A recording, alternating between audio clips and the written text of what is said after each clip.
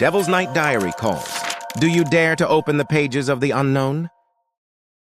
Fear Across the Moor, inspired by William Fryer Harvey's original work. It was a bleak September evening when the story began to unfold, a night cloaked in mist and moorland shadows.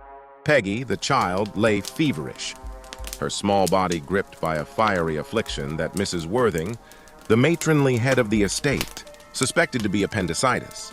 Yet fate had dealt an unkind hand. There was no one available to fetch a doctor. The duty fell upon Miss Eliza Craven, a timid governess unaccustomed to such burdens. Refusal was not an option.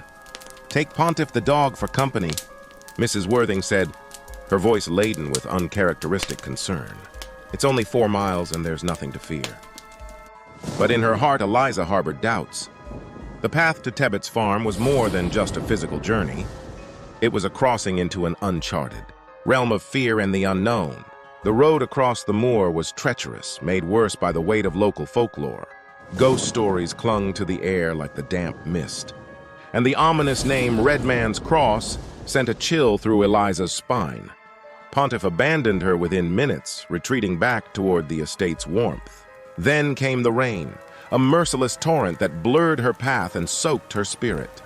The Tebbetts received her kindly but offered no solace. The doctor she sought had already departed for Liverpool. A somber farmhand agreed to guide her partway back, but he too left her at the last gate, alone again amidst the shifting darkness of the moor. It was then, when the night seemed impenetrable, that a figure emerged, a man cloaked in the garb of a clergyman.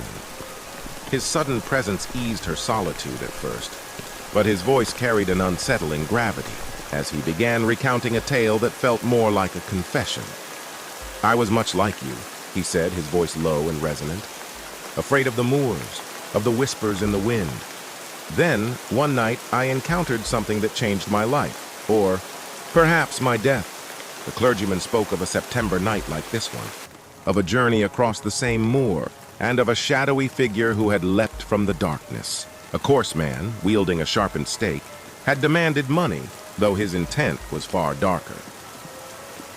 The clergyman faltered as he described his final moments, a flash of pain, the weightless release of his soul, and an endless expanse of stars as death claimed him.